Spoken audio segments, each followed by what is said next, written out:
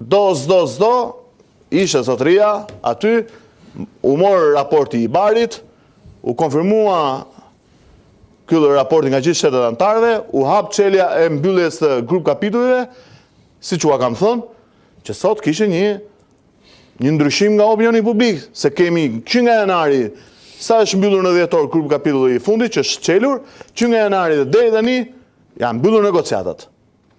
Janë mbyllur negociatat sepse përmbrohet imuniteti i X individi, apo është rrezikuar X individi. Kaluam në sër temash. Jo, kjo është tema pra, kjo është tema e rëndësishme që të lëm drejtësinë të flasi dhe bëm si të shquarit e këtij vendin, edhe bëm e gjyqtarin e prokurorin. Të japim analizën të faktit se sa ka ndikim politik dhe nëse sot kemi procese të drejta që siguron mbi të gjitha prezumimin e pafajësisë nderuar që jashtë në çdo vend të Ballkanit apo të Europës, prezumimi i pafajësisë është një nga elementet e një nga çështjet gjyqtarët dhe prokurorët apo vetëm për Olzdaton, domethënë, sepse Olzdato është vlen për gjithë publikun, jo. Vjen për gjithë publikun, unë nuk po flas në lidhje me shumë sakt. E tha në mënyrë të shkëlqyer dhe unë e përgëzoj për mënyrën se si ai argumentoi prezumimin e pafajësisë. Por problemi është pak i vogël për sa i përket mënyrës se kush e futi zhdukjen e prezumimit të pafajësisë në Republikën e Shqipërisë. Po ke vendimin gjykatës kushtetuese, gjykata kushtetuese është kujdesur të qartësoj saktësisht dy elementë të rëndësishëm. Më fal zoti Lida. Ta mbaroj se ishte e bukur kjo e prezumimit pafajësisë. Zoti Lida për ta lexuar. Qytetari Veliaj është mbajtur në kafaz dhe për këtë arsye është prezumuar pafajësia dhe pastaj kur vetë si kryetar bashkie thot gjykatës lartë, shiko proporcionalitetin, a ka vlerë në Shqipëri që një kryetar bashkie që ka 5 apo 6 akuza të rënda penale të rri në burg apo të gjykohet në gjendje të lirë apo në arrest shtëpie se po u gjykuan në gjendje të lirë mund të kthehet prapë kryetar bashkie dhe prish punë në mazhorancë. Ka problem tjetër ajo. Për sa i përket prezumimit të pafajësisë jam shumë dakord, por në Shqipëri prezumimin e pafajësisë e prishin mazhoranca. Kur vuri që në 2014-2015 mori listën e magjistratëve dhe të prokurorëve dhe gjyqtarëve dhe çoi njëherë ministri brendshëm, njëherë kryeministri, thoshte ky liroj këtë që preu energjinë elektrike, ky tjetri liroj atë. Ky është vërtet fillesa e prishjes së prezumimit të pafajësisë. Pastaj kur fillonte dhe vazhdonte artikulonte jo akuza, por dhe dënime për sa i përket opozitës, magjistratëve, personave të tjerë që nuk ishin apo ishin kundër asaj që quhej reforma në drejtësi. Dhe këtë prezumim pafajësie, kur u fut në oborrin e mazhorancës, u kujtuan që duhet zbatuar. U kujtuan dhe është shumë e mirë që duhet zbatuar prezumimi pafajësisë, por duhet zbatuar për të gjithë. Dhe fakti që të ndjekësh parat dhe spaku ku ndjek parat shkon gjithnjë te kryeministria, nuk është faj spaku, është faj parave ku shkojnë. Dhe ky është elementi i cili duhet sqaruar.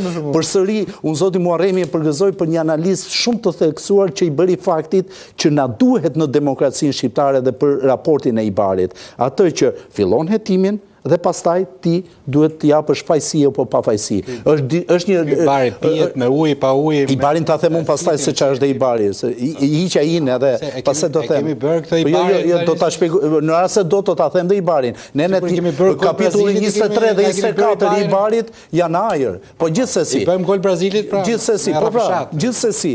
Doja të flisja për diçka tjetër. Është në demokraci ka shumë rëndësi fakti. Kemi hapur shampanja, është dhëur gjysmë Tiranës. Ti e merr të pandehur. Jo, isha diku tjetër, si fare aty. Ti e merr të pandehur personin dhe gjykata vendos që është i pafajshëm. Këtu është normale. Nuk e ka cënuar prezumimin e pafajësisë. As prokurori as gjykata e ka cënuar mbase media, opinionin publik, këtë hajde ta zgjidhin. E mësuan opinionin publik që të rri prapa komenteve dhe të shaj. Nuk është faj as i gjyqtarit as i prokurorit. Për sa i përket Ibarit, po mbase flasim dhe më pas, janë dy kapitull nenit 23-24, Ibari është shumë e thjeshtë. Kemi provim me shkrim, provim praktik. Provimin teorik ne e morëm, tash të shohim se si do japim makinës në praktik. Po ta quajmë që u mor provimi teorik. Këtu fillon loja se më kujtohet një histori zoti shqiptarit kanë hedhur kanal me zoti. Shiko, ka një histori. Jo, kanë aksidentuar shqiptarët. Po pra për këtë po të them. Vete i mëson tabelat, kur jep makinës pa patent, gjithmonë që ashtu do dalësh.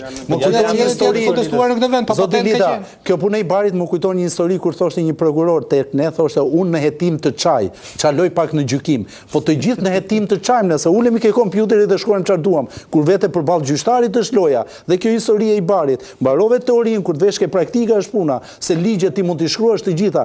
Zbatimin do flasim sot, kene në 23. A ka akses qytetari në drejtësi? O pa ngecën i bar. A zgjidhet shpejt çështja? O pa mbeten i bar. A thej që nga 20.000 do e bësh stokun e dosjeve zero? O pa e bëre 160.000. Dhe unë e kam thënë dhe po e them, i bari di çfarë do i ndryshoj gjykatave shqiptare. Nga një flamur do jenë 2, do jetë ai IBS. Zoti Lita. Tani është vërtet që një shumicë e madhe qytetarëve shqiptarë duan Erion Veliajin të varur në një nga këta 1 milion pemët që ka ndërtuar në Tiranë, ose si shtatë kryeministri ta gjejë veten një ditë të varur.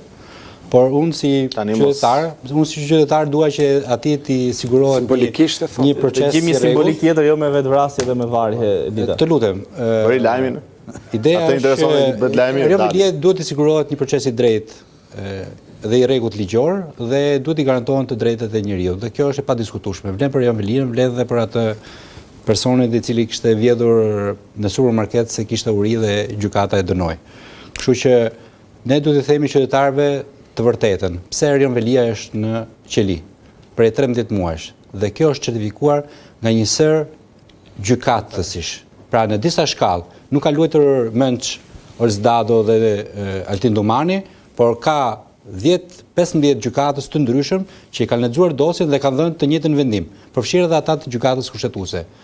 Dhe Erion Veliaj mbahet në qeli për 13 akuza, ku 9 prej tyre janë të konfirmuar 9 herë në raste korruptive, shpërdorim detyre dhe pastrim parash, në bashkëpunim edhe me familjarët e tij, edhe me biznesmen. Këto janë akuza që gjenden në dosjen e Spakut, dhe Spaku këto e ka çuar bashkë me prova shkresore, financiare dhe të personave që ka thyer dhe i ka bërë të penduar. Sepse në dosje ekzistojnë persona të penduar. Mund të jetohet në liri? Tani unë jam i shqetësuar te një gjë tjetër. Vazhdo procesin liri. Jam i shqetësuar te një gjë tjetër. Zoti Veliaj ka dhe 5 dosje të tjera nën hetim, për të cilët nuk dihet fati i dosjeve. Është incineratori, është 5D-ja, është Ndrangeta Eko Tirana, është shkolla Sami Frashëri dhe teatri kombëtar që është në vitin e 6 që është shembur dhe ai ka përgjegjësi ligjore. Pra janë dhe 5 prokurorë të tjerë që po ndjekin secili një tjetër dosje. Unë duhet të di çfarë po bëhet me këta dosjet, se këtë e shikoj unë. Shikoj vendimet e gjykatave të njëpasnjëshme që ku e ke marrë këtë nga qytetari digjitali ka marrë këtë informacion lidhur se këta mbajnë patatën në nxehtë dhe ja japin njëri tjetrit nga gjykata lart tek gjykata kushtetuese. Unë fatikisht informacionin e fundit që Lita paraqiti, të them të drejtën se kisha dhe më bën i ka faktor privat. Jo, mirë, po është edhe për shkak gazetarisë investigative që zoti Lita bën, po të them drejtën, në qoftë se ndodhin të kushte edhe si gjyqtar, më duket i çik të them drejtën situata pak problematike për qytetarin Veliaj.